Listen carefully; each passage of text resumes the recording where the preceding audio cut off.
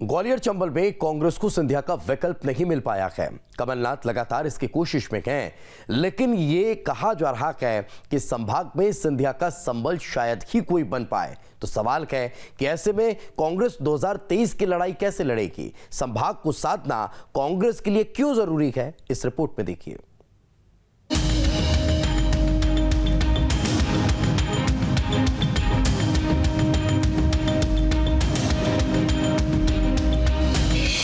ग्वालियर चंबल में कैसे होगी भरपाई?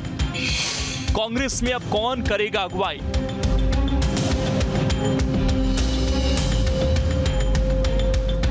वैसे तो ये सवाल तभी से उठने लगे थे जब सिंधिया अपने समर्थकों के साथ बीजेपी में गए थे, लेकिन चूंकि अब विधानसभा चुनाव में वक्त कम बचा है, ऐसे में कांग्रेस के लिए ये सवाल टेंशन बढ़ाने वाले हैं।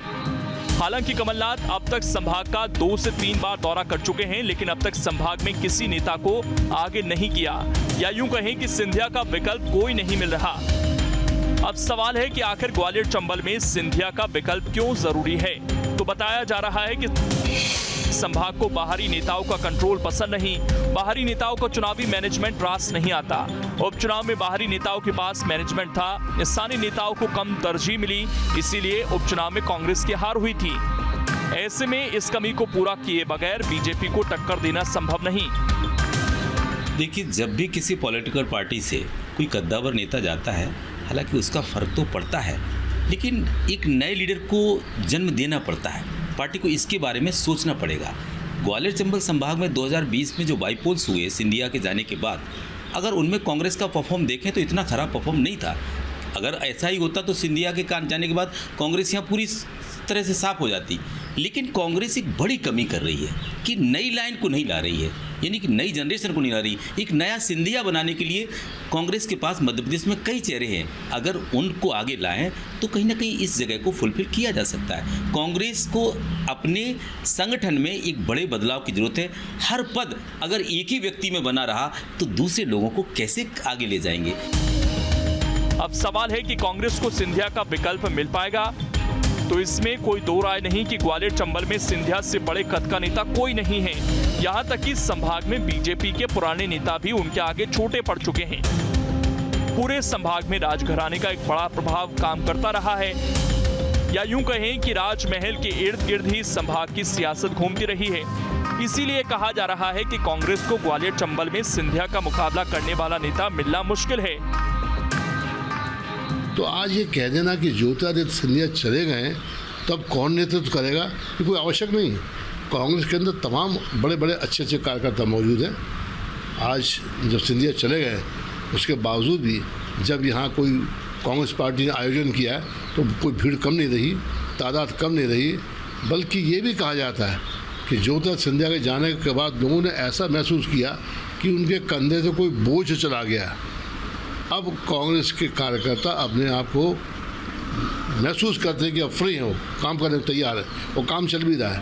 और मैं समझता हूँ आने वाले चुनाव में भी यहाँ का नतीजा बहुत अच्छा रहेगा। ग्वालियर चंबल संभाग में अपना विशेष योगदान रहा है। ये राजवंश सिंधिया परिवार राजवंश इस ग्वालियर में चंबल संभाग में राज करता रहा है, और जो भी विकास के काम किए हैं सिंधिया परिवार द्वारा किए गए हैं।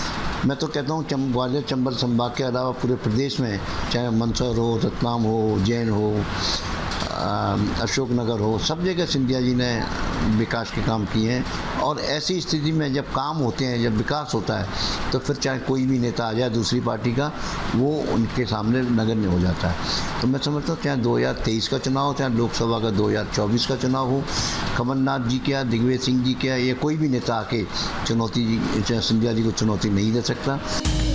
अब सवाल है कि आखिर कमलनाथ का ग्वालियर चंबल में इतना फोकस क्यों है? इसके कई कारण हैं। इस संभाग में 8 जिले आते हैं। विधानसभा में कुल 34 सीटें हैं। 2013 में बीजेपी को 20 सीट मिली थी। 2018 में कांग्रेस का दबदबा दिखा था। 2018 में कांग्रेस को 26 सीट मिली थी। बीजेपी को 2018 में 13 सीटों का नुकसान हुआ था। 2018 में बीजेपी 7 सीटों पर सिमट गई थी। कहा जाता है कि ग्वालियर चंबल और विंध्य की वजह से ही बीजेपी कांग्रेस दोनों की लाज बची थी। ग्वालियर चंबल में जीत से कांग्रेस का पलड़ा भारी हुआ था, लेकिन विंध्य में नुकसान से बहुमत के आंकड़े में थोड़ी कमी रह गई थी। तो वहीं विंध्य में जीत से बीजेपी की प्रतिष्ठा बच पाई।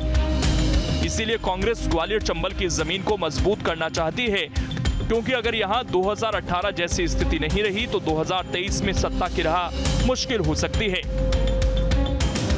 ज्योतिरादित्य सिंधिया के कांग्रेस छोड़ने के बाद ग्वालियर चंबल अंचल में पार्टी का बड़ा नुकसान हुआ है। फिर भी कांग्रेस अभी तक कोई बड़ा चेहरा सामने नहीं ला पाई है। कांग्रेस के कुछ विधायक ऐसे हैं जो अपने आप को सिंधिया बनाने की कोशिश तो कर रहे हैं, लेकिन पार्टी में ही उनका विरोध होने लगता है। ऐसे में एक बड़ा चेहरा केवल जयवर्धन सिंह हैं, जिनका नाम अभी लिया जा रहा है। ऐसा इसलिए क्योंकि उनके पिता पूर्व मुख्यमंत्री दिग्विजय सिंह की अभी भी ग्वालियर चंबल संभाग में एक अच्छी पकड़ मानी जाती है। फिर भी कांग्रेस पार्टी अगर ऐसा नहीं करती है तो एकमात्र विकल्प कमलनाथ ही बचते हैं, जो पूरे प्रदेश के साथ साथ ग्वालियर चंबल संभाग की भी जिम्मेदारी संभाल सकते हैं। Vinod Sharma, news state.